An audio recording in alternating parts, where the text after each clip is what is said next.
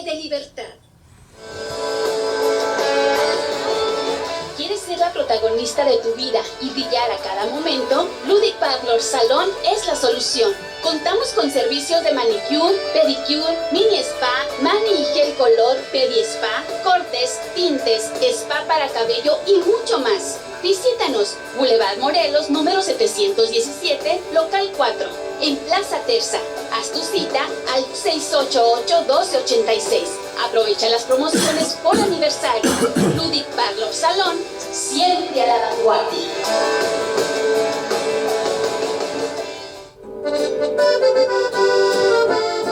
Café Tatiasca. El café del gran señor. Disfruta de un auténtico café 100% orgánico. Sembrado, cultivado y cosechado por mujeres nahuas en la Sierra de Zongolica, Veracruz. Disfrútalo mientras te ponen bella en Ludic Salón. Y solicítalo al 6622-336232. Café Tatiasca, auténtico de altura.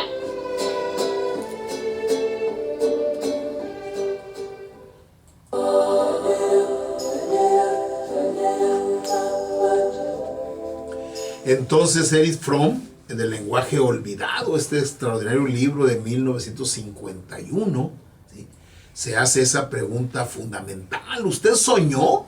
¿Y eso que soñó es la expresión de su parte buena o de su parte mala? ¿Sí? ¿De su parte terrible o de su parte más agradable? ¿Hay algún principio que pueda servir de guía? Para contestar estas preguntas, Fromm recurre a los ejemplos.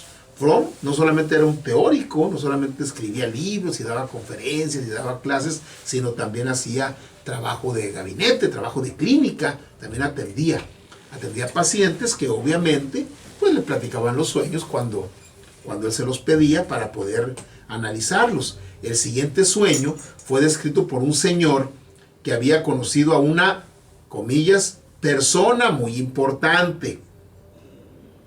Eso mismo dijo el señor, ¿sí? Y fue el día anterior al sueño. ¿Saben ustedes que es un elemento muy importante? Cuando quieran ustedes comprender un sueño, hagan un repaso de qué fue lo que les ocurrió el día inmediato anterior a la noche del sueño, ¿sí? La mencionada persona tenía fama de ser un hombre ilustrado y amable, y el Señor había ido a verlo llevando consigo la impresión de lo que todo el mundo decía acerca del personaje. Yo les comenté brevemente, ahora se los voy a dar de manera más detallada, ¿sí? Entonces él pues tenía la impresión de lo que todo el mundo decía, una persona importante, amable, ilustrada, etc. Se retiró más o menos una hora después, con la sensación de que había conocido a un gran hombre, atento y amable. Hasta ahí la vigilia. Sueño. Veo al señor X, o sea, el personaje importante. Su rostro tiene una expresión muy distinta de la que presentaba ayer. Veo una boca cruel y un rostro severo. El señor X cuenta a alguien risueñamente que acaba de engañar a una pobre viuda sacándole los últimos centavos que tenía. Siento repugnancia.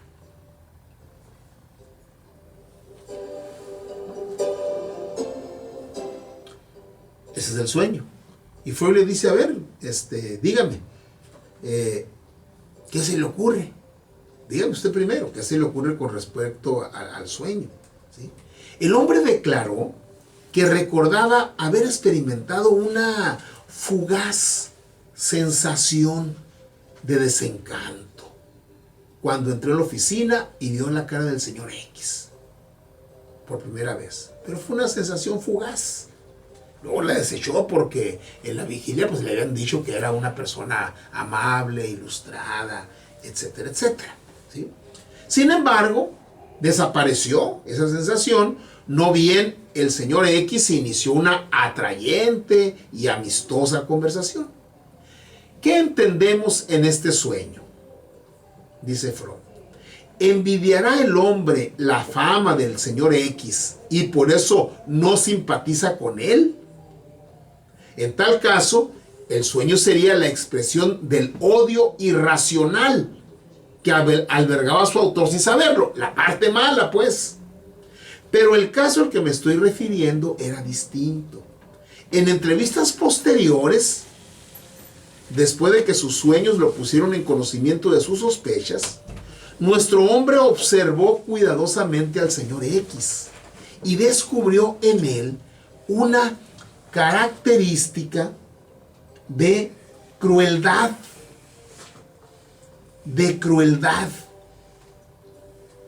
que había advertido por primera vez en su sueño. Su impresión fue corroborada por los pocos que se animaban a poner en duda la opinión de la mayoría sobre las excelentes cualidades de X. Y fue confirmada por ciertos hechos de la vida de X que no eran de ningún modo tan brutales como el del sueño, pero que revelaban no obstante un espíritu similar. Vemos entonces que la capacidad de apreciación del carácter de X por parte del hombre, del paciente de Fromm, era mucho más aguda cuando dormía que cuando estaba despierto. El alboroto de la opinión pública, que insistía en que X era un hombre excelente, le había impedido tomar conocimiento de la impresión crítica que X le había producido cuando lo vio. Solo después del sueño pudo recordar el fragmentario segundo de duda y desconfianza que había sentido. En estado de reposo, a cubierto del alboroto social y en condiciones de encontrarse a solas consigo mismo y con sus sentimientos e impresiones, pudo emitir un juicio que fue más acertado y exacto que el de su estado de vigilia. Este sueño, como cualquier otro, solo podemos determinar si es una expresión de pasiones irracionales o de la razón, analizando la personalidad del que lo ha soñado, su estado de ánimo en el momento de entregarse al sueño y todos los detalles que poseamos sobre los aspectos reales de la situación con la que ha soñado. En el caso presente, nuestra interpretación es corroborada por una cierta cantidad de factores. El hombre pudo recordar su fugaz impresión inicial de desagrado. No tenía ninguna razón para abrigar sentimientos hostiles hacia X, ni los abrigaba. Los datos de la vida de X y otras observaciones posteriores confirmaron la impresión de que el durmiente había recibido en el sueño la verdad. En ausencia de todos estos factores, nuestra interpretación hubiera sido diferente. Por ejemplo, si fuera propenso a envidiar a las personas famosas, si no hubiese hallado en X nada que corroborase el juicio del sueño, si no recordara la sensación de disgusto que recibió cuando lo vio por primera vez, nos inclinaríamos a suponer que el sueño no era una expresión de perspicacia interior, sino de odio irracional.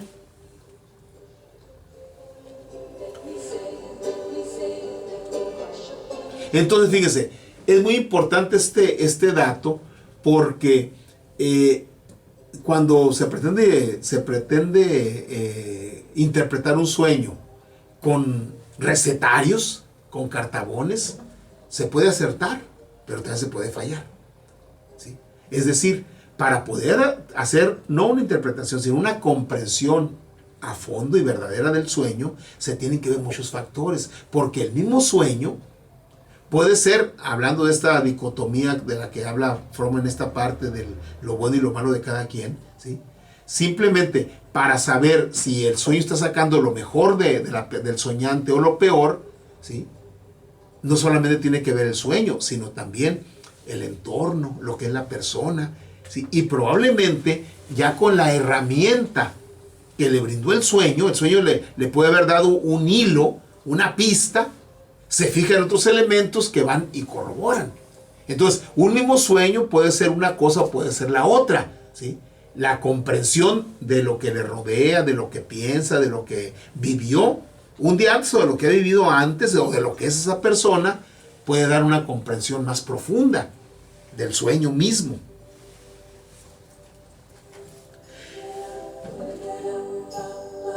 La perspicacia tiene un parentesco muy íntimo con la predicción. A veces cuando uno dice, es que predije tal cosa, a lo mejor es perspicacia, ¿sí? O sea, es tan perspicaz la persona, o sea, logra ver cosas que normalmente otros no ven, que tiene capacidad de predecir, entre comillas, pero es perspicacia. La perspicacia tiene un parentesco muy íntimo con la predicción. Predecir significa inferir el curso de los acontecimientos futuros, de la dirección e intensidad de las fuerzas que vemos actuando en el presente. Todo conocimiento completo, no de las cosas superficiales, sino de las fuerzas que operan debajo de ellas, permite formular predicciones. Y toda predicción, para tener valor, tiene que basarse en esa clase de conocimientos. Por eso, a menudo predecimos derivaciones y acontecimientos que luego son ratificados por los hechos. Prescindiendo completamente del problema de la telepatía, muchos sueños en los que el durmiente prevé acontecimientos futuros caen dentro de la categoría de las predicciones racionales que acabamos de definir.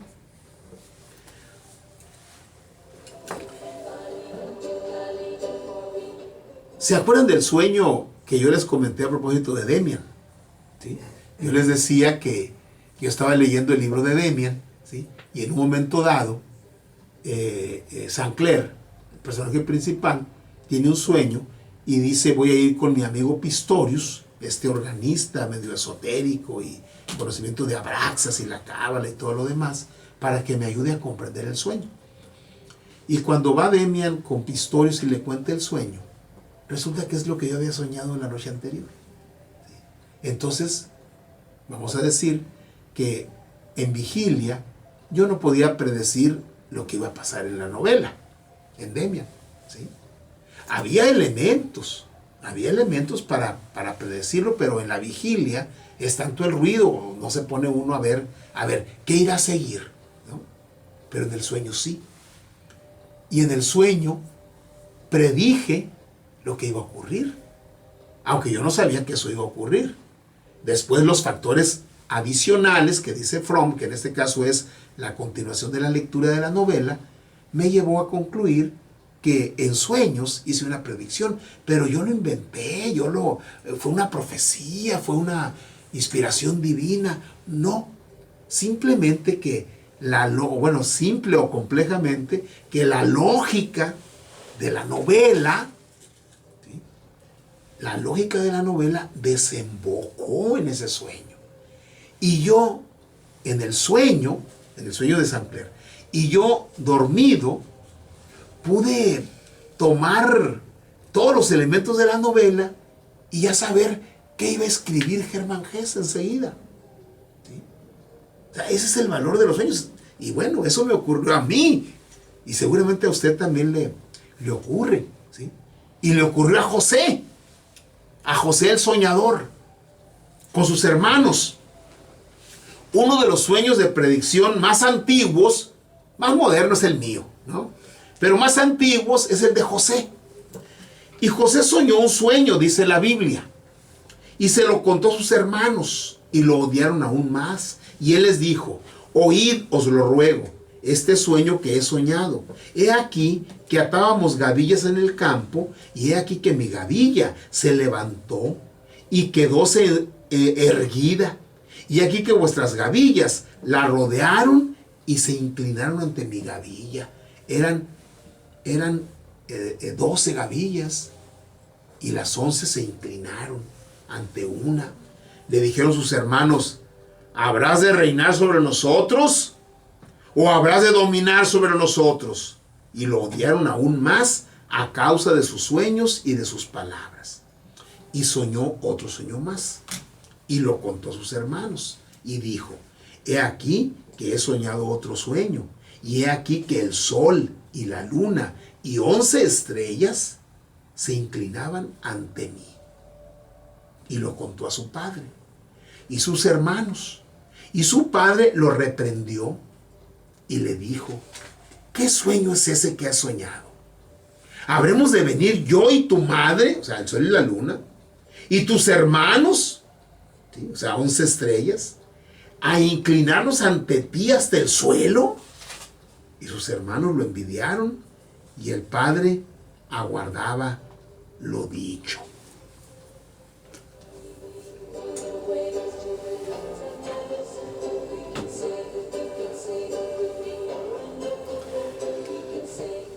Y el análisis que hace Fromm de este sueño, pues se les voy a contar el lunes. Pero échenle una miradita por ahí al Génesis, cuando viene este sueño, y vienen qué fue lo que pasó. Obviamente Fromm ya nos dijo que fue una predicción, porque efectivamente, años después, madre no, ya había muerto, era mamá, pero padre y hermanos se inclinaron ante José. ¿Sí? Los detalles están en la Biblia y vamos a comentarlos junto con el análisis del Dr. Fromm el próximo lunes. Tomamos nuestro separador y lo colocamos. Ludic Parlor Salón presente el Confieso que he leído. La frase del día. Sabes que has leído un buen libro cuando al cerrar la tapa, después de haber leído la última página, te sientes como si hubieras perdido un amigo. Paul Sweeney.